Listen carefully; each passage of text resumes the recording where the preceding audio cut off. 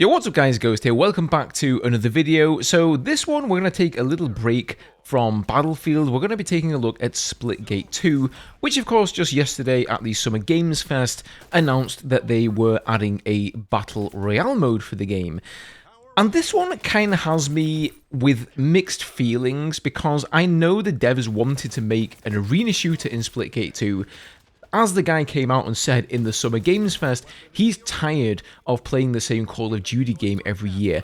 And I'm tired of playing the same Call of Duty every year. And I wish we could have Titanfall 3. And he grew up playing Halo, and he wants to play a Titanfall 3.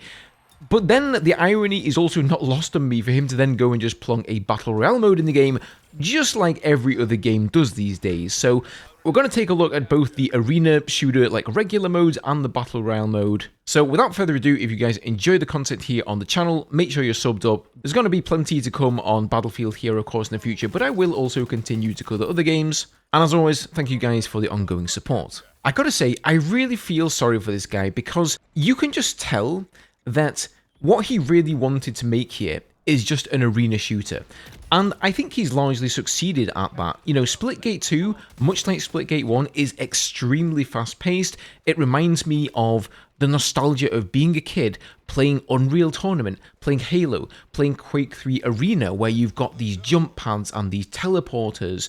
Portals are definitely a bit of an advancement on teleporters. You can't put them anywhere. There are dedicated walls that you have to put the portals on, but being able to shoot through them certainly takes some getting used to.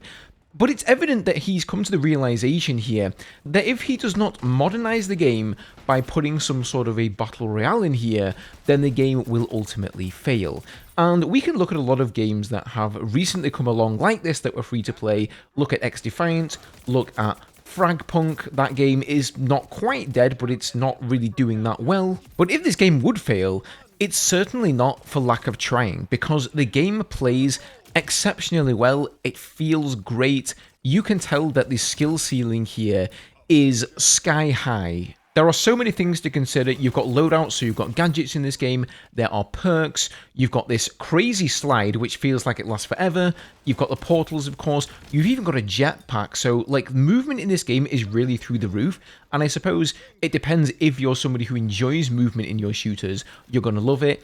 If you're not one of those people, then this probably isn't for you. And you're going to find everything in this game that you would find in really any other free-to-play shooter. There's a battle pass, there's going to be cosmetics in here that you can purchase, there's a loadout system.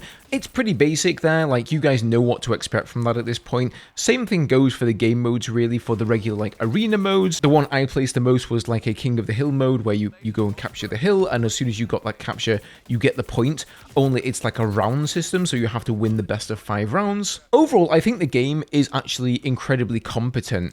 But again, it seems like the studio have sort of had to compromise on their niche and their overall vision just to shove a Battle Royale into it, so that all the people out there playing Battle Royales with their buds and whatever can say, oh guys, there's a new Battle Royale or a new extraction shooter. We can hop over there and play that, because if you don't get in line and try to capture that audience, it's almost like your game is going to be doomed to fail, which is an incredibly sad situation that we see ourselves in these days.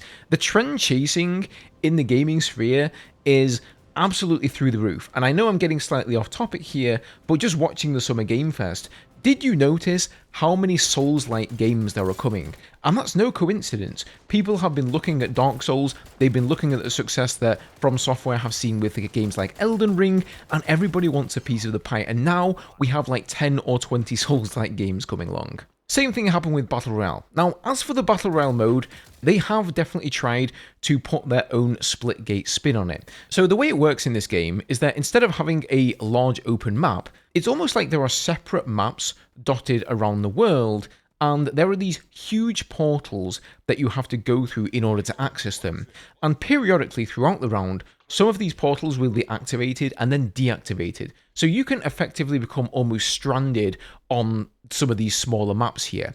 In the center, in between all 4 of these like different biomes, like one of them has jungle, one of them has lava, and etc., is the Sanctum, and that is where you're going to end up. Just like in every other Battle Royale game, of course, there is an encroaching ring around the entire arena that will get smaller and smaller, and so eventually you will be forced to flee one of these islands and go through the portal to the central sanctum. And then we've of course got the awesome movement here. Like I mentioned before, there is a jetpack in this game. You've got really long sliding that you can do as well, and then the portals are of course present in the Battle Royale mode. But one of the bigger changes here, I only spent a couple of hours playing Battle Royale, but as far as I can tell, unless you actually kill a squad, anybody in that squad can respawn. So it's almost like a Battlefield squad where as long as one of the members is alive, you can respawn directly on that member, and the same seems to be true in Splitgate too. So you will get a fairly lengthy cooldown, maybe 20 or 30 seconds, but once that timer is up, as long as somebody in your team is alive,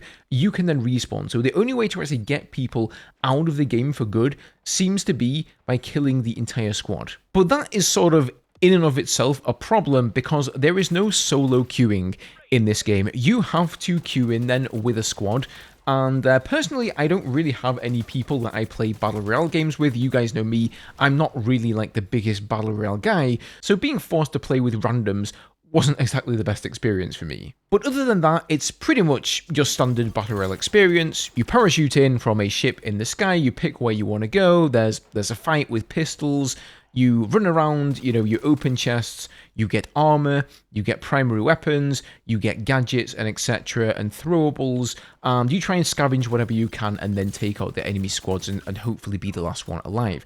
There are power weapons in this game as well though. These also exist in the arena mode, so my favorite one was, I think it's called the Fubar rocket launcher, and this thing actually looks like it's like ripped straight out of Halo. It's got like the double barrel, which kind of makes sense because I know the developers of this game are big Halo fans as well. So yeah, overall, I would say this game is pretty competent. Is it going to manage to capture the Battle Royale crowd that it is so desperately seeking and hold their attention compared to other Battle Royale modes out there? I'm not sure. At the moment, they've got around 25,000 players on Steam, which is certainly not bad, but it's not incredible either, so maybe we're going to see that increase further as word gets out about the game. But then again, I don't know, man, part of me just kind of thinks that these games are just like a dime a dozen, and people put them down super quickly. It doesn't really seem fair because this game totally deserves to succeed. It is, by and large, extremely competent. It feels great to play, it's a lot of fun, but so many of these games just exist nowadays that there's always another one right around the corner. But the curse of Battle Royales and everybody putting it in their game means that as soon as a new one comes out, everybody just jumps ships to it in order to try it out. So that really means that even though Splitgate is going after that audience and trying to put Battle Royale in here to increase the longevity of the game, it's ultimately its own downside, because as soon as it captures that audience, they're then going to leave very soon for the next game that comes around the corner. Nevertheless, I'm definitely going to put some more time into Splitgate 2. It's been a welcome distraction between making Battlefield videos. Let me know if you guys have played it down in the comments. Let me know what you think about the game. Do you think it's going to last? As always, if you enjoyed the video, leave a like, subscribe for more, and I will see you guys in the next one.